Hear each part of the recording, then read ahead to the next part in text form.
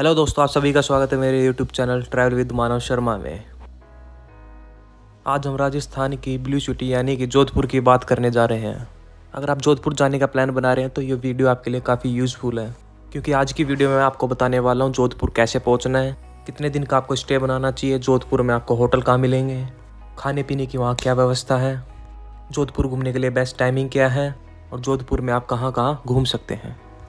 हमारा साधन क्या होगा, मैं स्कूटी लेकर घूमूं या वहाँ ऑटो टैक्सी द्वारा घूमूं, और अंत में ये भी जानेंगे कि पूरे जोधपुर को घूमने के लिए आपका एक व्यक्ति का कुल खर्चा कितना लग जाएगा। तो दोस्तों देखते रहिए मेरी इस वीडियो को, एक एक करके इन सारी बातों को एक्सप्लेन करके आपको बताऊंगा, जिससे आपको जोधपुर ट्रैवल करने के लिए काफ़ी आसानी रहेगी और साथ ही एक परफेक्ट और बजट इटिनरी तैयार होगा। तो चलिए हम बात करते हैं हमें जोधपुर कैसे पहुंचना है। दोस्तों जोधपुर पहुंचने के लिए आपके पास 3 ऑप्शन है। पहला ऑप्शन तो है आपका बाय ट्रेन। अगर आपका ऑप्शन ट्रेन है तो जोधपुर रेलवे स्टेशन तक आ सकते हैं।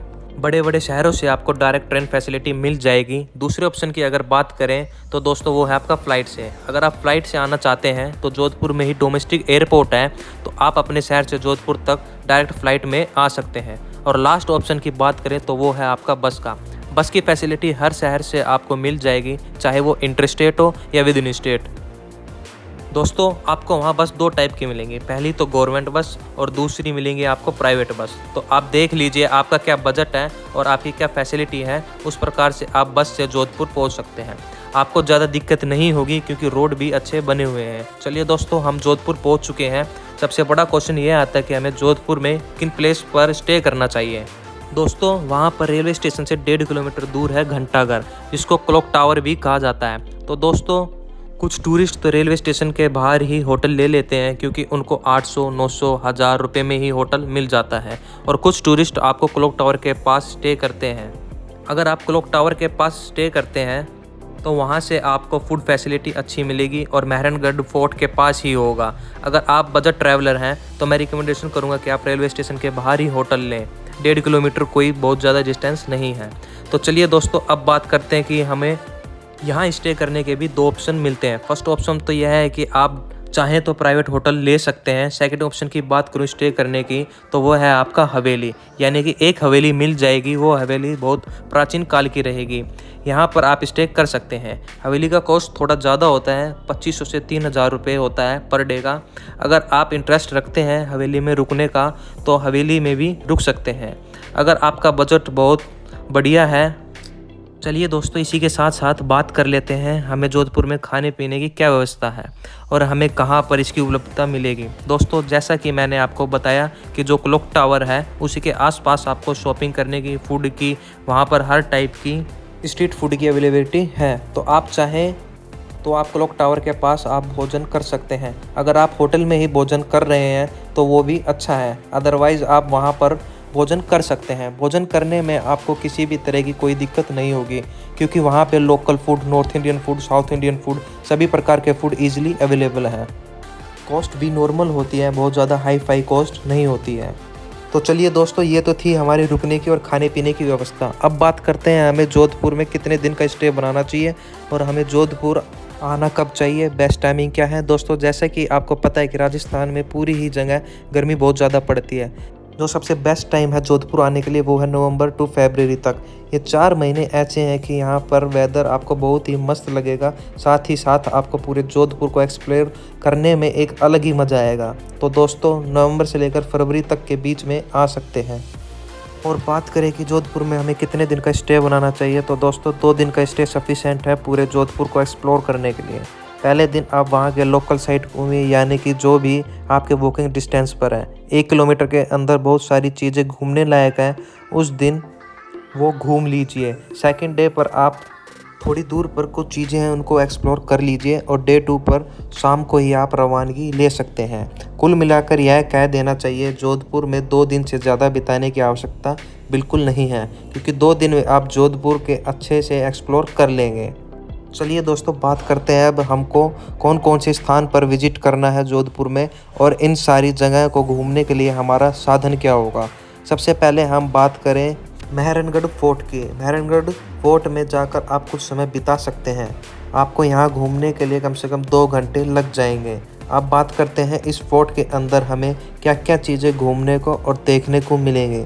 दोस्तों, इस मेहरानगढ़ फोर्ट में टोटल 7 एंट्री गेट हैं और इस फोर्ट के अंदर आपको अनेक महल देखने को मिलेंगे, जिसमें सबसे फेमस है वो है शीश महल, मोती महल और फूल महल।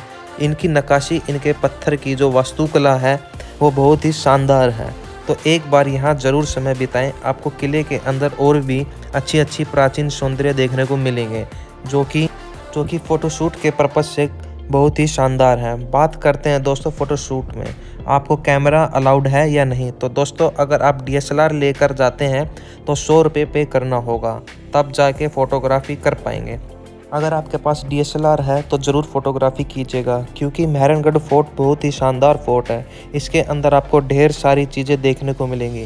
दोस्तों, आपको फोर्ट के अंदर एक म्यूज़ियम भी देखने को मिलेगा जो कि काफ़ी बड़ा म्यूज़ियम है। यहाँ पर आपको प्राचीन वेपन्स, कॉस्ट्यूम्स, राजाओं का रथ और वहाँ पे अनेक पेंटिंग्स देखने को मिलेंगे जो कि राजाओं के ज़माने पे सारी चीज़ों का यूज़ किया जाता था। दोस्तों, मेहरानगढ़ फोर्ट के रूफ़ पर आप जाते हैं तो वहाँ से सनसेट का जो नज़ारा है वो बेहद शानदार नज़ारा है। अगर आपको सनसेट में फ़ोटोशूट कराना है मेहरानगढ़ फोर्ट पर तो आपको इवनिंग के समय 5 या 6 बजे के बीच ज़रूर जाइएगा। दोस्तों, आपको इस मेहरानगढ़ फोर्ट के ऊपर से पूरा जोधपुर शहर नीला नीला नज़र आएगा, इसलिए इसको ब्लू सिटी भी कहा जाता है। तो इसके बाद नेक्स्ट प्लेस पर घूमने जाइएगा जो कि है चंडी देवी टेम्पल। मेहरानगढ़ फोर्ट से कुछ ही दूरी पर बना हुआ है चंडी देवी मंदिर, जो वहाँ भी आप जाइएगा। इसके बाद आप प्रस्थान कीजिएगा नेक्स्ट प्लेस की ओर जो कि है आपका जसवंत ठाड़ा। दोस्तों, जसवंत ठाड़ा जैसा ही कहा जाता है Taj Mahal of Mewar. White marble से जसवंत ठाड़ा को बनाया गया है जो कि बहुत सुंदर दिखता है। तो आप जसवंत ठाड़ा में भी कुछ समय व्यतीत कीजिए और आप प्रस्थान कीजिएगा अगले प्लेस की ओर, वो है आपका जोधा डिज़र्ट पार्क, जिसको राव जोधा डिज़र्ट पार्क भी कहा जाता है। दोस्तों, इसकी एंट्री फीस 100 रुपये है। यह एक शानदार पिकनिक स्पॉट है। यहाँ पे एक गार्डन है जो कि आपको काफ़ी अच्छा दृश्य देखने को मिलेगा। तो यहाँ पे आप कुछ समय व्यतीत कीजिए, यहाँ 1 घंटा ज़रूर बिताइएगा। चलिए दोस्तों, अगली प्लेस की ओर। हमारी नेक्स्ट प्लेस है स्टेप वेल स्क्वायर। यहाँ एक प्रकार का कुंड है। आप यहाँ चाहें तो स्नान भी कर सकते हैं। अगर आप कपल्स हैं या फैमिली के साथ हैं तो इस स्टेप वेल स्क्वायर में ज़रूर जाइएगा। बहुत पीसफुल प्लेस है, आपको काफ़ी अच्छा लगेगा यहाँ आकर। तो दोस्तों, डे 1 में आप ये सारी जगह पर घूम लीजिएगा जो कि 1 से 2 किलोमीटर तक के दायरे में है, वॉकिंग डिस्टेंस पर है, और आप उस रात में अपने होटल में स्टे कर लीजिएगा। डे नंबर 2 पे दोस्तों आपको थोड़ी सी दूर पे जाना है, जिसमें सबसे पहला आपका आता है मंडोर गार्डन। दोस्तों, यहाँ पर आपको 30 करोड़ देवी देवताओं की मूर्ति देखने को मिलेगी जो कि प्राचीन काल की मूर्ति है। तो यहाँ भी आप जा सकते हैं, दर्शन कीजिए, यहाँ का दृश्य देखिए। मंडोर गार्डन घूमने के लिए आपको कम से कम 1 घंटा लग जाएगा। और अब आप प्रस्थान कीजिए नेक्स्ट प्लेस की ओर जो कि है आपका बलसमंद लेक। दोस्तों, बलसमंद लेक एक प्रकार से पिकनिक स्पॉट है। अगर आप हनीमून कपल्स हैं, चाहे आप बैचलर हैं, चाहे आप फैमिली के साथ हैं, सभी के लिए यह पिकनिक स्पॉट बहुत शानदार है। यहाँ की ब्यूटी, यहाँ का नेचर काफ़ी लुभाता है टूरिस्टों को। तो दोस्तों, अब आप मूव कीजिए नेक्स्ट प्लेस की ओर जो कि है आपका उमेद भवन पैलेस। दोस्तों, उमेद भवन पैलेस जिसकी एंट्री फीस 50 रुपये लगेगी। यहाँ पर आपको म्यूज़ियम देखने को मिलेगा और यहाँ रूम्स में आप स्टे भी कर सकते हैं। कुछ समय आप यहाँ ज़रूर बिताएं। चलिए दोस्तों, नेक्स्ट प्लेस की बात करते हैं जो कि काफ़ी इम्पोर्टेंट है मेरे हिसाब से। सभी टूरिस्टों को एक बार यहाँ ज़रूर आना चाहिए। इस जगह का नाम है बिश्नोई विलेज। जोधपुर में एक छोटा सा गाँव है। यहाँ पर राजस्थानी ग्रामीण की ज़िंदगी कैसी होती है, कैसा दिनचर्या होता है, ये सारी देखने को मिलेंगे। बिश्नोई विलेज में भी आपके रहने की व्यवस्था मिल जाती है। आपको घर दे दिया जाता है जो कि मिट्टी के घर होते हैं। तो दोस्तों, 2 दिन का ये टोटल आइटनरी था जिसमें आपको जोधपुर के लिए घूमना है। तो चलिए दोस्तों, अब बात करते हैं इन सारी जगह को घूमने के लिए हमारे साधन क्या होना चाहिए। तो दोस्तों, डे 1 में तो शायद आपको स्कूटी लेने की ज़रूरत नहीं है। 1 या 2 किलोमीटर की दूरी पर सभी प्लेसेस हैं तो आप कवर कर सकते हैं। हाँ, डे 2 पर आपको ज़रूरत पड़ेगी क्योंकि 2 किलोमीटर, 5 किलोमीटर, 9 किलोमीटर ये सारे स्पॉट हैं। डे 2 पर आप टैक्सी, ऑटो लेते हैं तो आपको वो 1500 से 2000 रुपये लेंगे और बोलेंगे हम आपको सारी प्लेसेस घुमाकर जोधपुर सिटी में छोड़ देंगे।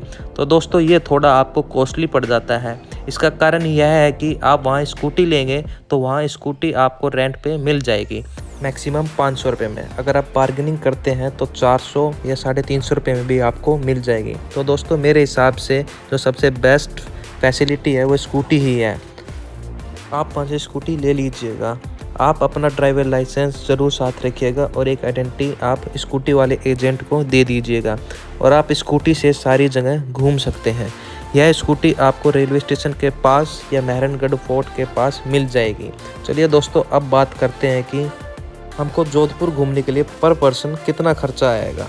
दोस्तों अगर आप मॉडरेट खर्चा करते हैं, ना तो आप ज़्यादा महंगे होटल में रुक रहे हैं और आप स्कूटी में घूमते हैं, तो आप मान कर चलिए आपका 2000 से 2500 रुपये में पूरा जोधपुर को घूम लेंगे 2 दिन के लिए। दोस्तों इस कॉस्ट में आपका जोधपुर तक पहुंचने का कॉस्ट ऐड नहीं किया है। इस कॉस्ट में सिर्फ आपके होटल का खर्च, स्कूटी का खर्च और खाने पीने का खर्च और एंट्री फीस उसको ऐड किया गया है। तो दोस्तों ये था आपका जोधपुर का एक्सप्लेनेशन। इसके बाद अगर आपको कोई डाउट है तो आप मेरे इंस्टाग्राम पर पूछ सकते हैं। अगर आपको मेरी वीडियो अच्छी लगी है तो लाइक, शेयर एंड सब्सक्राइब करना ना भूलें। धन्यवाद दोस्तों।